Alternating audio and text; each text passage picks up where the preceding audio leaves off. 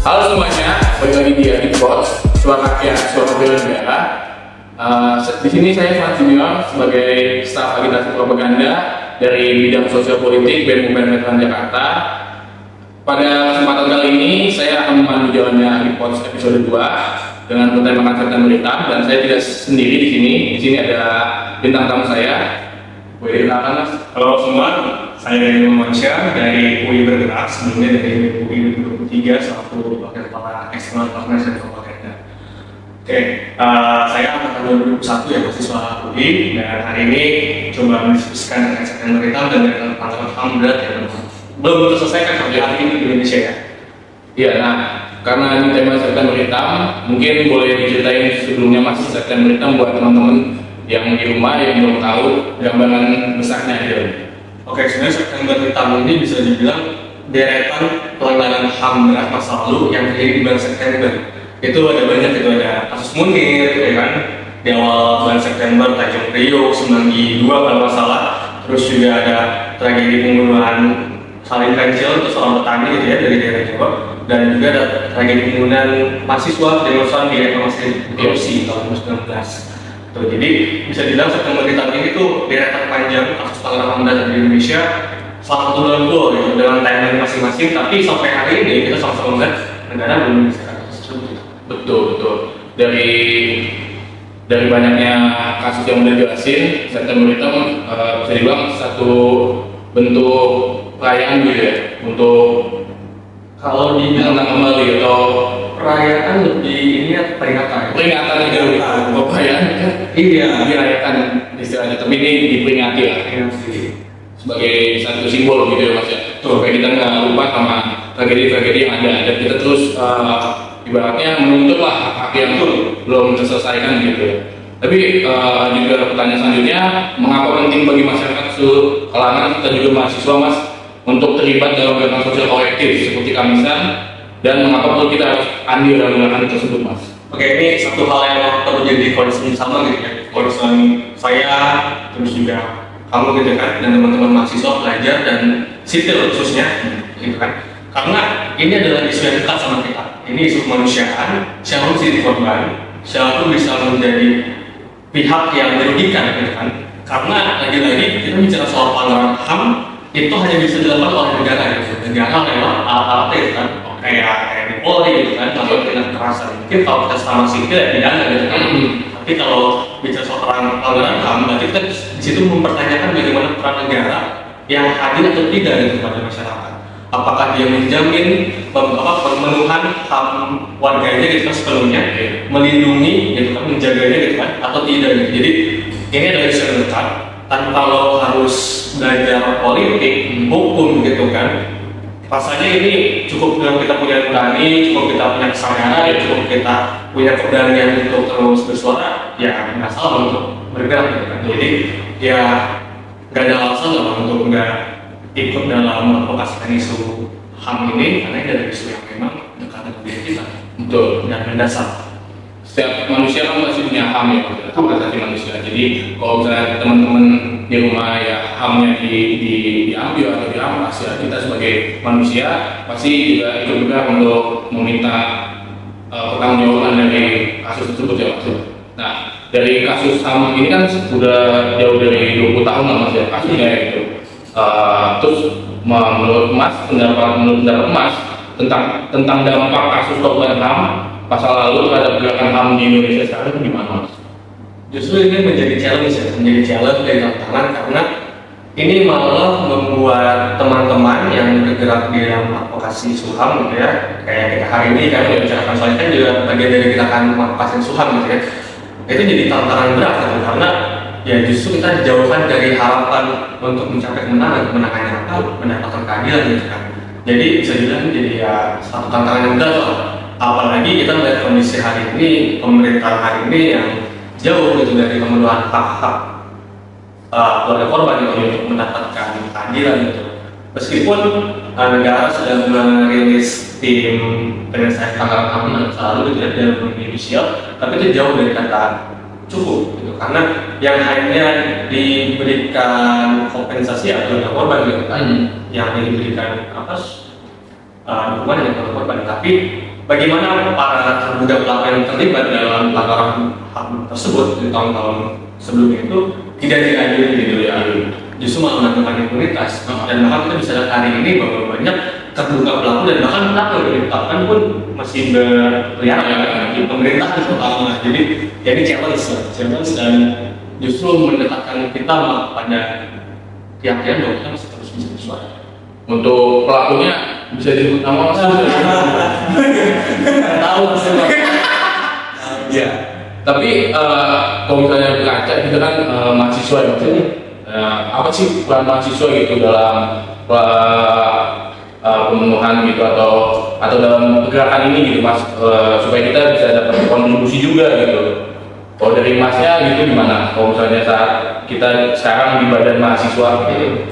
Ya ini unik dan menarik gitu karena teman-teman mahasiswa yang bukan maksud saya mengglorifikasi dari mahasiswa, tapi pada dasarnya teman-teman yang ada di lingkup akademis ini sangat bersyukur dan privilege untuk belajar gitu kan, mendapat pengajaran di bangku kuliah gitu. Jadi teman-teman di luar sana yang mungkin dalam kategori belum rezekinya untuk mengenyam pendidikan lebih tinggi, rasanya kita punya tanggung jawab penuh untuk bisa mengadvokasikan dari ya knowledge kita atau sama di perkuliahan gitu. Itu perannya gitu. Dimulai dari apa?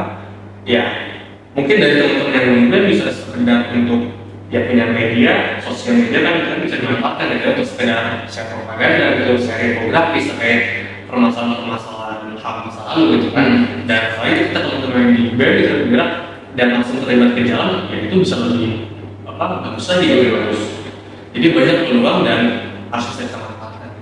Ya buat teman-teman yang di BEM mungkin udah sering turun ke jalan mungkin ya mengadvokasikan juga melakukan pencerdasan gitu kepada masyarakat luas. Tapi sekarang media udah mulai berkembang pesat gitu, ada media sosial gitu. Menurut Mas metode yang paling efektif nih untuk menyebarkan awareness kepada masyarakat, terutama generasi muda tentang pelanggaran HAM. Terus gimana gerakan serta kampanye media yang dapat mempengaruhi opini masyarakat yang masih buta tentang pelanggaran HAM tersebut Mas gitu? Oke, efektif ya. Metodenya ya sebenarnya lebih ke campaign digital ya, campaign activism. Digital activism itu menurutku hari ini itu paling efektif karena ya bisa menyebarkan hoax secara masif gitu. Ketimbang kita bikin propaganda dan konten poster ya sebenarnya itu bagus efektif. Tapi untuk lingkup tertentu aja, scoop tertentu aja buat bubble tertentu gitu kan. Hanya pada lingkup yang lebih kecil, tapi untuk yang lebih luas ya lewat sosial media itu lebih efektif dan pembahasannya lebih sederhana sih. Karena kalau kita lihat teman-teman kita sekarang ini kan usia teman-teman di Gen Z, jadi kan anak-anaknya jarang mau baca yang terlalu naratif ya, yang terlalu wordy, yang terlalu banyak kata-kata. Ya kita bisa main dengan visual gitu, yang menarik gitu kan. Kayak kemarin contoh paling dekatnya ya, ketika ada propaganda penekan darurat itu menurutku paling efektif. Betul. Karena dibuat simpel mungkin sederhana mungkin banyak dapat. Iya, cuman warna biru, lalu logo Pancasila, sama kita dapat itu kan sebenarnya simpel ya. Maknanya jadi menurutku pembahasan seperti itu, isu seperti itu yang bisa dikemas dengan dekat untuk kita. Iya betul. Sama di September Hitam juga ini di berbagai macam organisasi mungkin juga ikut menyuarakannya gitu ya. Tapi menurut Mas sendiri itu kamisan atau bentuk-bentuk pergerakan seperti September Hitam ini sebenarnya masih relevan gitu Mas, atau ini cuma jadi bahan ya 1 tahun sekali atau bahkan 5 tahun sekali kalau misalnya ada kampanye seperti tahun lalu ya. Menurut Mas itu bagaimana Mas kalau misalnya pergerakan yang luhur ini justru ditunggangi atau malah jadi sebuah momentum doang gitu? Ya sebenarnya cukup penyakitkan ya ketika dibilang misalnya dengan aksi 5 tahunan gitu, isu pelanggaran HAM berat hanya isu 5 tahunan, padahal ini ada isu yang terus suarakan baik ada kampanye pilpres atau enggak gitu kan, baik ada calon dari yang datang yang pelanggar HAM atau tidak gitu, tapi ini ada isu yang harus terus suarakan gitu setiap hari ya gitu. Dan aksi kamisan dan aksi serupa gitu di berbagai daerah dengan banyak hari ini bergerak, apakah masih relevan gitu? Masih relevan ketika negara masih jauh menyelesaikan memenuhi pelanggaran pelanggaran HAM berat gitu kan, memenuhi hak korban gitu kan, itu masih jauh, jadi masih relevan gitu. Dan ketika teman-teman sebenarnya semua, kurasa nggak ada alasan untuk tidak menyuarakan isu. Berarti September Hitam ini goalsnya tuh apa mas? Kayak sebenarnya kalau kita lihat hari ini ya, terutama kita yang masih bergerak di di lingkup ini advokasi isu-isu HAM gitu ya. Sebenarnya kalau kita menganggap goalsnya adalah negara benar-benar memberi hak korban dengan kondisi hari ini yang jauh dari kata itu cenderung utopis ya, cenderung utopis ya, tapi kita melihat tidak ada harapan gitu kan. Tapi satu hal yang perlu jadi semangat kita untuk hari ini, bagaimana kita bisa melaksanakan itu, gitu kan. Itu bisa dibilang dari minimum gitu kan. Oh iya, dari minimum itu. Paling tidak teman-teman banyak yang tahu dan mau gerak bareng. Karena sebetulnya kalau kita melihat hari ini, apalagi dengan janji pemerintah yang jabatannya belum terpenuhi kan selama 10 tahun kan. Meskipun itu diulang terus ketika ada pers, tapi ya kita bisa lihat faktanya nggak sama sekali. Cuma janji-janji doang itu. Jadi bahan jualan kampanye politik. Iya, kalau saya dengar tadi itu lebih pesimis ya mas ya rasa-rasanya gitu. Tapi kalau ngomongin harapan pasti kan ada gitu. Dari mas sendiri harapannya untuk keadilan bagi korban-korban, contohnya bagi almarhum Munir dan korban-korban HAM lainnya dalam mendapatkan keadilan di negeri ini tuh sampai sekarang itu seperti apa mas? Ya harapannya lah. Soalnya kan bisa dibilang presiden kita yang sekarang Jokowi Dodo aja nggak mampu gitu untuk menyelesaikan. Terus presiden kita selanjutnya bapak yang ada di sana gitu. Ya beliau juga istilahnya tersandung lah kasus HAM gitu. Bagaimana cara kita menuntut keadilan sama orang yang juga merupakan bagian dari itu gitu mas? Sebenarnya kalau untuk korban hari ini adalah kita jangan biarkan Ibu Suciwati, Ibu Sumarsi dan keluarga korban pelanggaran kesalahan lainnya berjalan sendirian. Itu yang paling penting. Kita jangan biarkan mereka berjuang sendirian, jangan biarkan mereka berdiri di sana setiap pemikiran sendirian. Kita pastikan kita tetap bersama dengan mereka, kan? Baik itu secara langsung fisik ataupun kita melalui sosial media itu agar ya itu ada support moral yang bisa kita berikan gitu. Betul. Dan ada pressure daya tekan yang lebih ke pemerintah gitu kan. Yang meskipun ke depan kita tahu sendiri background presiden terpilih seperti apa dan bagaimana, yang merasa itu makin membantu kita untuk tahu lawan kita siapa hari ini gitu. Kita bisa mengatakan yang hari ini dan tahu apa yang selanjutnya bisa kita lakukan. Berarti perjuangannya harus terus diperjuangkan gitu. Karena kita lihat kelihatannya kemungkinannya kecil, terus malah lawannya ada terakhir. Tapi ya setelah kita ngomongin tentang peran, tapi bentuk kerjasama yang paling bermanfaat gitu mas, kolaborasi istilahnya gitu antara organisasi sipil dan masyarakat dalam memperjuangkan isu HAM, serta bagaimana pemerintah merespon dan untuk keadilan yang terjadi di masyarakat itu seperti apa mas? Oke, terkait bagaimana kita bisa berkolaborasi. Betul. Ya, dari terkecil bisa dari teman-teman hari ini yang kita lakukan ya. Kita diskusi, terus ngobrol-ngobrol, terus memberi kampanye kecil gitu kan, aksi simbolik itu ya. Menurutku hal-hal yang bisa kita lakukan yang visible ya, karena tidak terlalu begitu ribet dan kita bisa langsung menggait banyak kalangan. Dan sebisa mungkin yang kita lakukan tadi itu adalah hal-hal yang memang dekat langsung ke masyarakat agar mereka merasa oh ya aku terdampak, saya terdampak dan terdampak.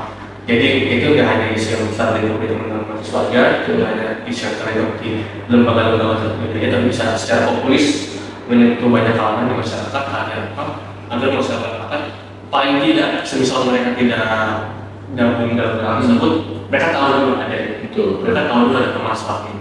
Jadi itu yang paling penting hari ini agar kita bisa terus merawat ingatan, bisa merawat sadar mereka dan melakukan pendampingan ke banyak orang supaya tahu, mau dan bergerak. Sama ngomongin kasus pelanggaran HAM yang dahulu kan memang cukup kelam lah istilahnya mas.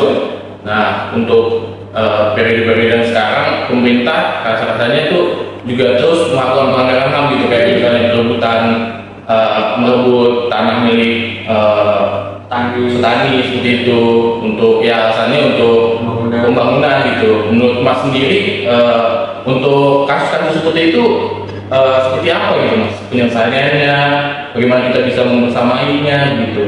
Karena kan sekarang lagi gencar-gencarnya pembangunan gitu, pasti teman-teman yang di pelosok itu yang nggak kita tahu lah kan, ya tetap merasakan gitu pelanggaran HAM tersebut gitu. Ya ini yang justru mengkhawatirkan teman-teman di lingkup bawah gitu ya, teman-teman yang tidak langsung ketika baik itu tidak ada tanya. Karena hari ini ya banyak rampas lahan yang dilakukan oleh negara dan negara berbeda dengan pembangunan. Yang sebenarnya pembangunan tersebut timpang gitu, Betul. jauh dari kata hadir dan tidak sepenuhnya ditujukan pada teman-teman yang haknya terancam terpikirkan. Udah mas sekarang posisi mereka hidup dalam kondisi yang mengkhawatirkan, posisi ekonomi yang sulit, dan setiap kali dibutuhkan oleh aparat. Dan pendekatan di lapangan negara pun cenderung ya ekstrim. Iya, cenderung ekstrim gitu. Bahkan pembangunan IKN hari ini pun hak masyarakat adat jauh dari kata hadir kan. Teman-teman di Kalimantan pas ke sana pun banyak kehilangan tempat tinggal gitu, karena apa? Pembangunan. Padahal kalau kita hari ini pembangunan tersebut tidak sepenuhnya benar-benar bisa dirasakan kan. Contoh dekatnya dari kemarin 15 Agustus itu acara IKN, ya siapa yang datang ke sana IKN gitu kan? Iya, cuman tinggi dari politik kan. Tapi masyarakat sekitar gitu, paling tidak waktu ada nggak ada yang diundang, bahkan tidak diundang sama sekali gitu kan. Jadi bagaimana kita bisa merasakan pembangunan yang rata gitu kan? Kalau memang dari prosesnya saja salah jauh gitu dari adil dan setara. Jadi menurutku itu sih. Oke, kemudian oleh teman-teman di UI sekarang hari ini baik teman-teman PIP juga ya maupun teman-teman dari UI telah banyak menaikkan propaganda, infografis revisi sistem anggaran agar apa? Agar paling tidak teman-teman UI sendiri pun tetap terjaga gitu awareness-nya gitu. Bagaimana kita bisa terus masyarakat kalau teman-teman diri jadi belum mengetahui. Jadi ya itu bisa kita lakukan gitu kan, selain kan peruntukan misalnya gitu kan, diskusi-diskusi ya saling menyadarkan satu sama lain itu paling efektif sih. Paling penting untuk sekarang ya. Untuk pertanyaan yang terakhir gitu dan sebagai penutup mungkin harapannya nih untuk kasus pelanggaran HAM berat yang terjadi di Indonesia itu seperti apa sampai dengan hari ini? Harapannya kalau kita lihat hari ini kenapa banyak sekali yang pelanggaran HAM berat yang tidak terselesaikan ya karena satu sih, pemerintah dari ketua politik dari political will untuk menyelesaikan tersebut gitu. Dan lagi-lagi isu HAM hanya dikapitalisasi oleh mereka untuk ya meraup suara, kebutuhan elektoral, tapi tidak untuk secara gamblang diperlihatkan komitmen saya gitu. Dan lagi-lagi itu hanya janji-janji yang tidak terpenuhi sampai hari ini dan jauh dari pemenuhan pada korban. Gitu kan, korban tidak mendapatkan keadilannya, tidak mendapatkan haknya. Dan untuk teman-teman semua gitu masyarakat sipil hari ini ya harapannya satu sih, teman-teman di sini posisinya sedang dalam posisi yang rentan. Kita 17 tahun ya, Ibu Sumarsi, Ibu Suciwati dan teman-teman penggerak aksi Kamisan dari tahun 2007 sampai 2024 ini 17 tahun berdiri di depan istana saja dengan posisi presiden yang masih dalam kategori masih bisa dibilang lebih bisa dibilang mending lah, mending gitu. Dan kalau dari catatan pengalaman beratnya saja itu sulit ya untuk mendapatkan keadilan, apalagi yang besok kita bisa lihat track recordnya gitu kan. Jadi ya 17 tahun dalam aksi Kamisan itu harus terawat, harus terjaga, jangan sampai terhenti gitu ya. Dan kalau teman-teman bingung mencari di mana itu semangat, mencari di mana itu harapan, mencari di mana itu ketulusan, silakan datang ke tiap Kamis di tempat sore depan istana. Maka yang menemukan itu semua. Orang-orang yang berdiri di bawah pimpinan itu adalah orang-orang yang tulus, yang bergerak tanpa ilmu apapun. Mereka mau datang karena kesamaannya mereka sadar bahwa negara kita memang jauh dari kata adil dan peduli kepada HAM warganya. Jadi ya teman-teman jangan terlalu merasa jauh sama isu ini, karena ini saya semua siapa menciri korban, apalagi kita melihat pendekatan negara yang cenderung ekstrim menggunakan aparat negara. Dan ya kita mahasiswa pun rasakan kalau kita aksi bagaimana kita bisa dikasih treatment oleh aparat, baik polisi pun TNI yang cenderung represif gitu ya, berlebihan gitu. Padahal kita nggak mau apa-apa gitu kan, kita cuma modal cekal doang gitu. Tapi kita aksi aja cenderung direpresi gitu ya, apalagi teman-teman yang ada di daerah yang jauh dari akses media segala macam, mungkin akan terhambat juga untuk vokasi ini. Ya itu sih harapannya. Ya mungkin untuk harapannya saya setuju banget sama Masnya, dan untuk kesimpulannya mungkin semoga teman-teman yang ada di rumah bisa jauh mengerti dan mencari tahu lebih dalam terkait pelanggaran HAM berat di Indonesia ya, yang mungkin sampai sekarang juga belum ketemu penyelesaiannya, dan semoga kita bisa kawal terus gitu usaha-usaha yang mencoba untuk dilakukan gitu dan diadvokasikan. Dan untuk korban ya, kita sebagai seorang manusia juga baiknya kita berdiri di belakang korban gitu untuk mensupport dan membantu kalau misalnya ada yang bisa kita lakukan lebih begitu Mas ya. Sekian untuk Agit Pods episode 2. Saya Fat Junior. Saya Endo Mansyah. Suara rakyat, suara bela negara.